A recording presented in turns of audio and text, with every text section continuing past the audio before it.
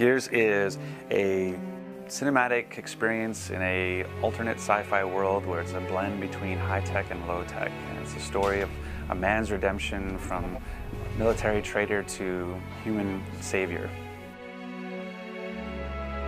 Or the one line, it's a, what is it, a third-person action horror shooter.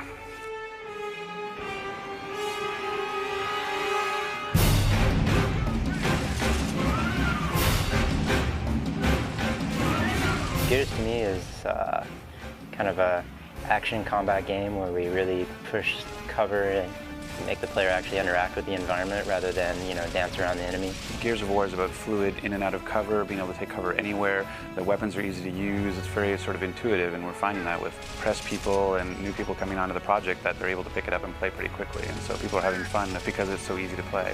It's ruined me for a couple of games that have come out because they're just so difficult to navigate and play. So I find it's just its simplicity is what makes it different for me. I think Gears is just a culmination of just amazing craftspeople. Artists, level designers, programmers all coming together in just the coolest way ever to create this visual kind of extravaganza that people see. Gears is a good opportunity for Epic to branch out and kind of tackle the stereotypes that the company has from our past products and what we've put on shelves before. People think they know what we can do when they really don't. We're evolving ourselves and recreating ourselves on every project, every day.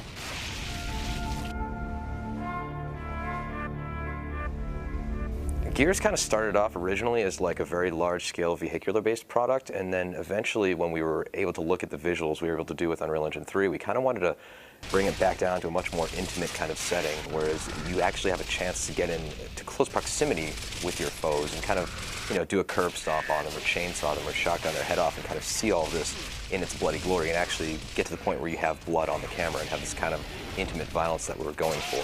Very early on, we had a lot of cool ideas, and it was a lot of work to kind of pick out the cool ones and focus on those and get those far enough along that everybody was sold on it.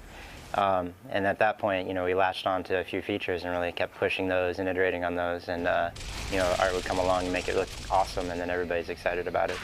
We started branching away from the hardcore tactical angle when we started realizing that to a lot of people what tactical means and boils down to is you're shooting tiny little pixels of dudes who are exposed 500 meters away.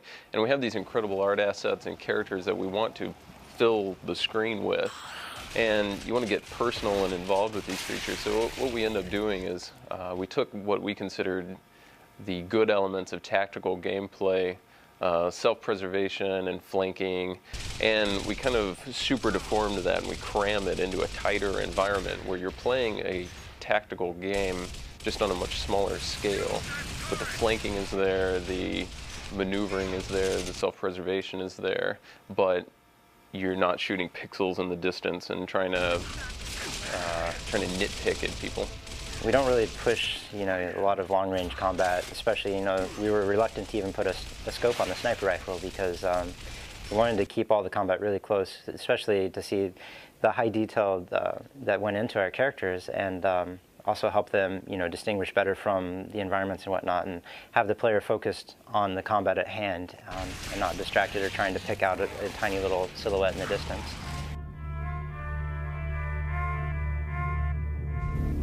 I think the things that separate Gears, first and foremost, of course, the visuals. The game just looks better than a lot of other games out there. I think the art department's done an extraordinary job of making it familiar yet unique in that area.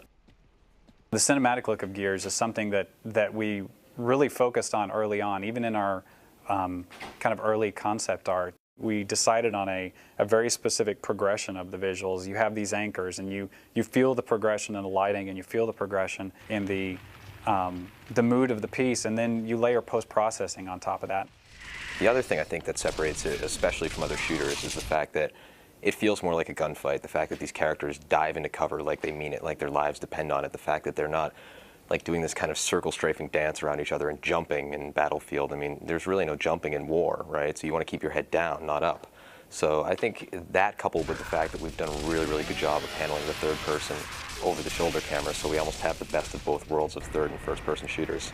A lot of people, when they're watching cameras in war movies, are always shaky, and they want to get that in the game, but there's never really been a good opportunity to get that, because you're naturally giving up some of your responsiveness and some of the control of the characters anytime you do that. So by trying to take every opportunity where you can, where you're already sacrificing some control of the character, you might as well throw the awesome camera shake in, etc., so that it's not impacting the gameplay in the character, but they're getting the feel of this war movie. And I think that's one of the reasons that Roadie Run just seems so freaking cool.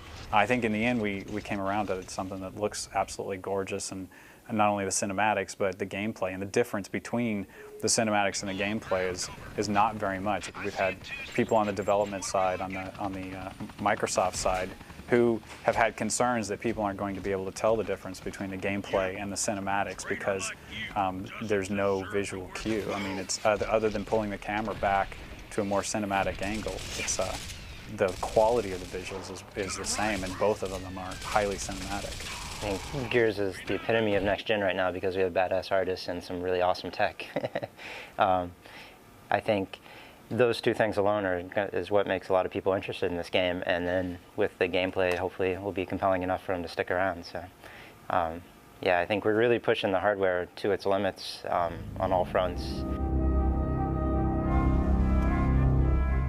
It's always been about the monsters for me. I mean, I love the monsters, monster creation, all that stuff. So the art obviously is my favorite part.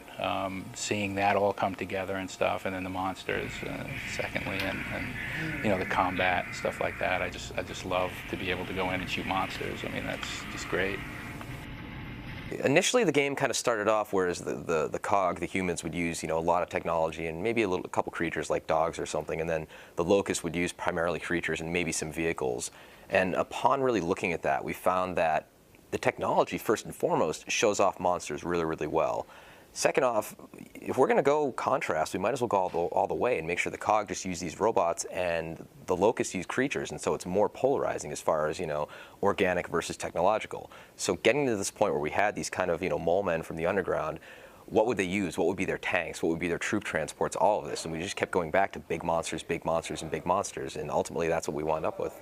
You know, you have these human soldiers against these monsters, you know, that are of average, normal kind of, you know, maybe 6'5", whatever. They're other soldiers. There are other guys. They're the other team, and that's really cool. It creates a normal combat situation, and then you throw a one-up from that, and it's just like you have a berserker who's 8 foot tall and blind and runs around and tries to crush you. It's like, okay, that's pretty cool too. I mean, that's a nice monster. And then you go one step beyond that, and you have the Brumach, which is, you know, 2 stories tall with cannons strapped to its arm, and a guy driving it around. It's like, oh my God, that's even cooler. You know, you have this big monster. And then you got the corpse arm. Just like the monsters in Gears are one of the coolest, like just kind of in there. They feel completely integrated. It's not like they're plugged on top and what the hell are these guys doing there? There's as much a part of the experience as anything else. And they feed into the sci-fi nature of it. They feed into the kind of the cool thing that makes Gears just that much more of a unique experience.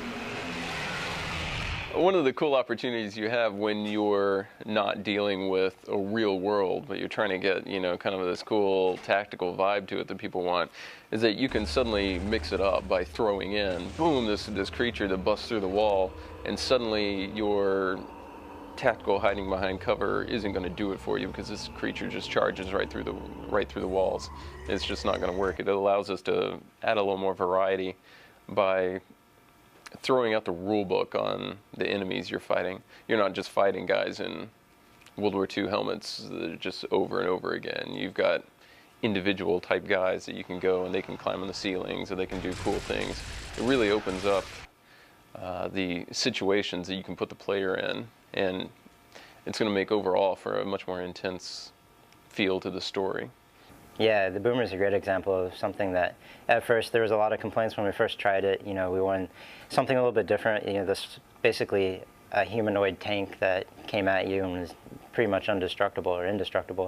And at first it was just, you know, programmer art to get him in there and somewhat functioning, and everybody absolutely hated him because he could blow you up with one hit. He wasn't balanced. You couldn't tell him apart from any of the other enemies. But yeah, once we got some cool art in there and everybody, you know, we have this gigantic lumbering tank thing coming at you and blowing the crap out of you. It was awesome. So everybody loves him now.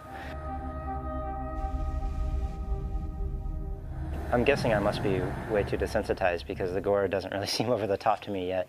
You know, the headshots look awesome, the chainsaw and all that. It's definitely visceral, and it's a lot of fun. You know, it just adds that little extra bit of polish when you get the drop on somebody. You know, it makes it enjoyable for the dude getting chainsawed and the dude doing the chainsawing. So both get to see this nice explosion of blood and chunks and all that fun stuff. Curb Stomp, yeah, Curb Stomp is a Cliffism. I think we're the first game to actually feature what is known as a curb stomp, in which you can take your opponent's heads and crush them on the pavement with your boot.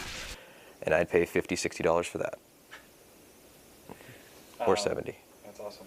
Now that the effects and the characters can really support these up-close cameras where you see the chainsaw and the blood hitting the screen, it just makes it so much cooler and more impactful on the player to be filling the screen with that kind of detail. It's awesome.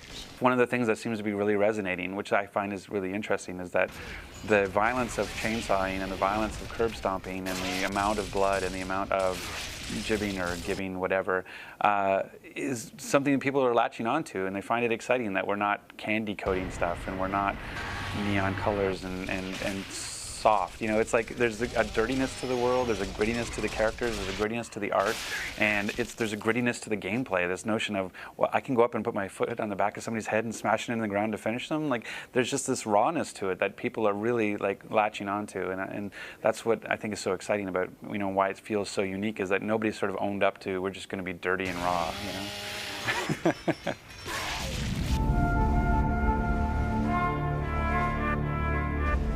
Where are we going? Embry Square. Colonel Hoffman's waiting for us. Hoffman?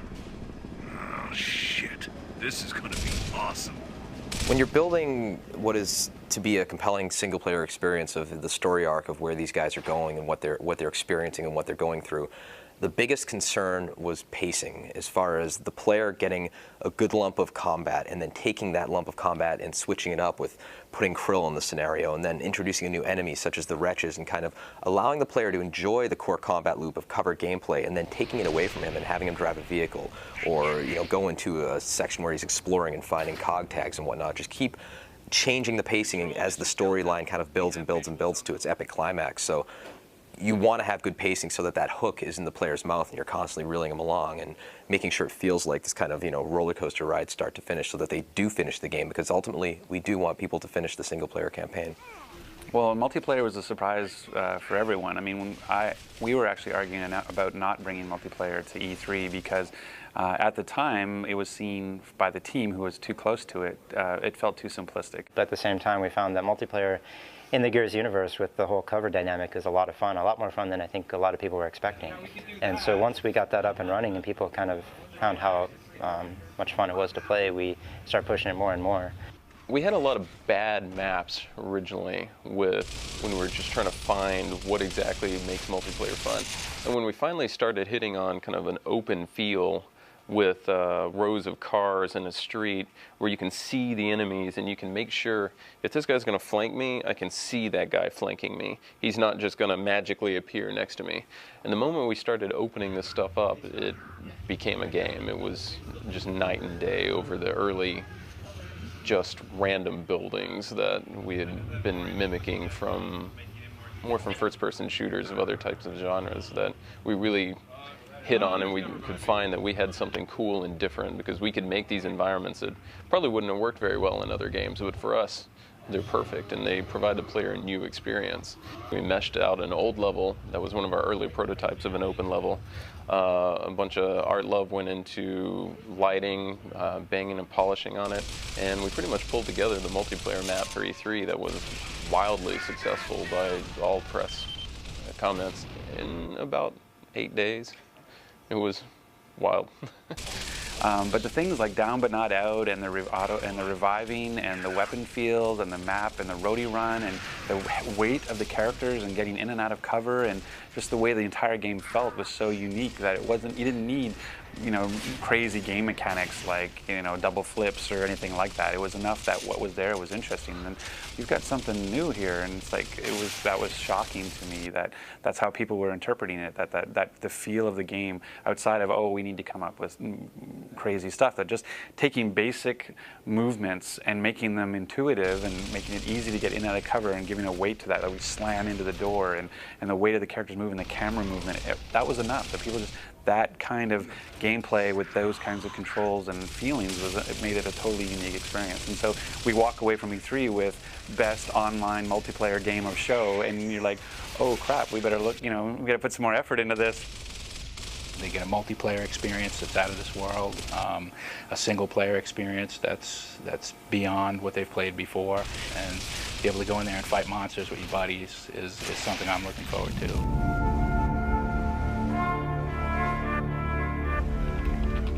When you look at the team that is building the product and the universe that Gears is comprised of, I think we have very carefully selected talent, not just with the art staff, but with programming, with design.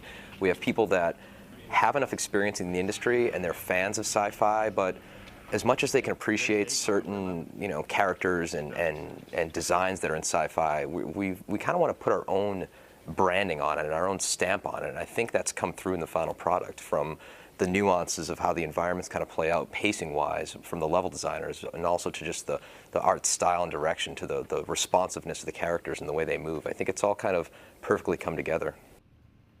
We have everybody touching levels now. We have the levels shelled out. We have artists who are doing lighting passes. They're way too complex now to have just a sole person who's responsible for a level.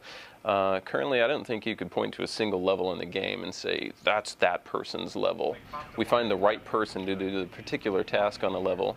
You got people who are awesome lighters, you got people who can do ridiculously good gameplay scripting, you got people who are going to do better at every little aspect of it. And you want to mix it up and get the benefit of all the expertise. We've got a great art team.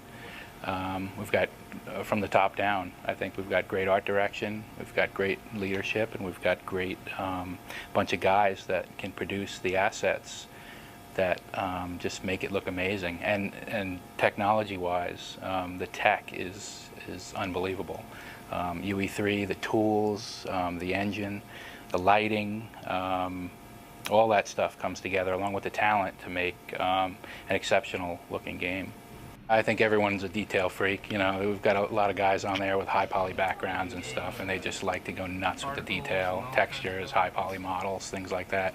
And then some of the products that came out while we were in development, like ZBrush and Mudbox and stuff like that, are just allowing them to go nuts with detail, where they were kind of limited before with some of the apps that they used. Now the sky's the limit, and you know, they use it to the full extent, I guess.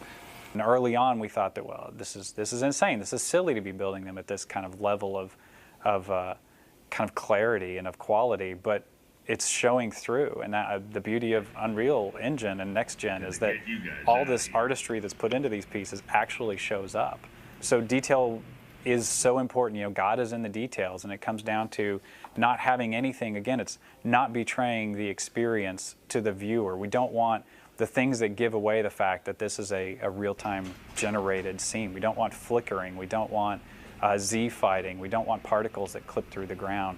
We don't want characters that pop in their animations. All of those things take you out, and you sit there and go, okay, well, this is a game. And if we can get rid of all that and really make sure every detail is covered, then people are going to just be totally, just insanely engulfed in this experience. The team here is awesome. I mean, I think that was the funny thing about the E3 special was, you know, they came looking for all this drama, and this team doesn't have that. I mean, this team works together really well, and it's having a team of leads, which is a really, I kind of feel is truly a team of peers, and where everybody values their opinion even outside of their discipline. So it's kind of interesting to have, you know, the ability to share art opinions or gameplay opinions, and likewise in other areas from other people. And so the passion of the team, the fact that everybody works well together, that we have the same goals for the game, I mean, it all makes a really strong team to me.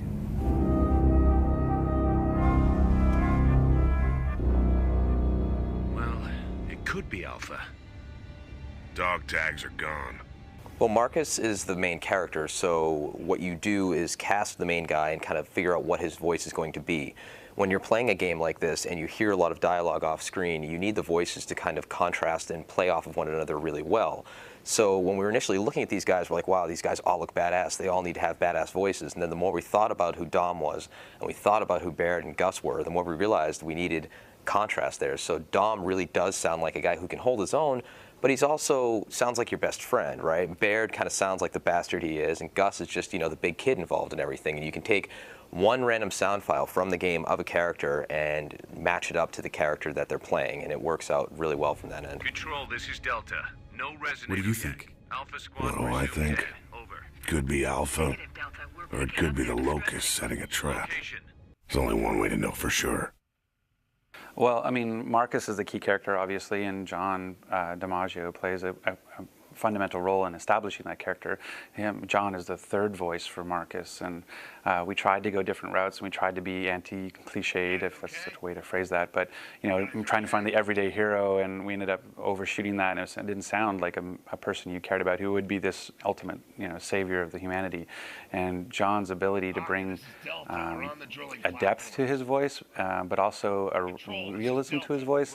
That was the nice thing about our cast, is when we went through all the characters, it was like, except for maybe one or two instances, everybody's doing a slightly altered version of their natural voice, and so all the acting and all the lines sound natural, and none of it sounds forced because they're not doing cartoony voices. Control, this is Delta. We have visuals on Alpha. Possible KIA. No sign of resonator. Oh yeah? Then you can sit next to Marcus. Hold your fire, Delta. Standard weapons won't work. Do you still have the Hammer of Dawn? A berserker. Quiet. She can hear us. She can smell us. Deploy a King Raven ASAP. We need that data for the warhead. Oh man, we don't have to split up again. I'm starting to think you don't like me. Finding textures of voice was important, like finding Min, who was a little bit higher pitched and a little bit more straight-laced, and finding Dom, who had a little slight Hispanic tone to him, which is really great about Carlos, is that we were trying to figure out how to mutate his voice, and in fact, when he talks to you, he talks exactly like we wanted, which is pretty normal, but the occasional Hispanic flair when he got a word that was sort of that way. And so it was just finding the differentiating pieces, and I think, you know, there's some places where I wish we could have done maybe better if we'd heard them more as a ensemble cast all at once. You know, I think we could have done a slightly better job differentiating them, but for the most part, I'm really, like I said, I'm really proud of the cast we have and the performance they did. I can't see it. I can't see it. I can't see it. I can't see it. When you look at the casting of Rasta as Gus, we were kind of, you know, watching the videos of the previous work that this guy had done. He'd done these crazy kind of, you know, football player commercials and whatnot. And we're sitting there thinking, wouldn't it be fun to go to war with that guy? And we cast him kind of as stunt casting. It's just kind of like, you know, this would be crazy, this would be cool. And the character was already built, and, you know, he had arms that were, you know, they were decent size, right? He had some pythons in his arms, but once we really got the voice in there, we realized this guy needs some guns on his arms. I mean, he doesn't just need a Lancer gun. He needs, like, you know, got tickets to the gun show type guns. And the arm size after that wound up tripling after we cast Rasta as Gus.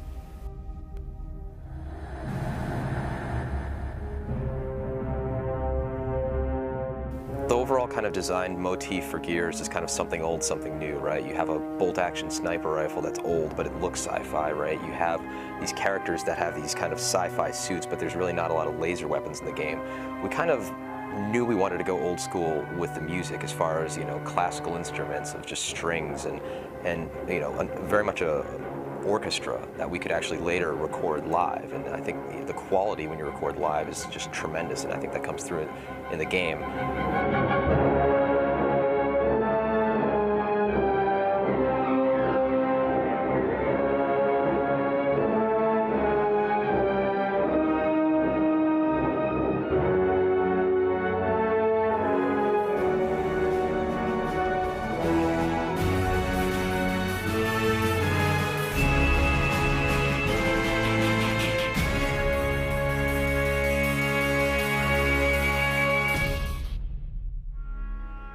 having the soundtrack or the score recorded by an actual orchestra, again, to me, it adds to the credibility of a AAA franchise and the richness of the performance. I mean, much like having John do Marcus and you listen to him and there's something about what he brings to the character and meaningfulness and believability to it, I find that the orchestra recordings of our music change it completely to making it grounded in the world and real, you know, as opposed to some synthetic thing. It's this, the orchestra's strength. I mean, some of the tracks were like, you know, I was personally a little, you know, I'm not certain about this track at this particular moment and that kind of stuff. And then when Mike came back with the orchestra recordings and you listen to this music being played live, it completely changed it and made it real and made it legitimate. And I feel that's what I think that's doing for us too, is I think it's just raising the quality bar even higher on the franchise and on the product.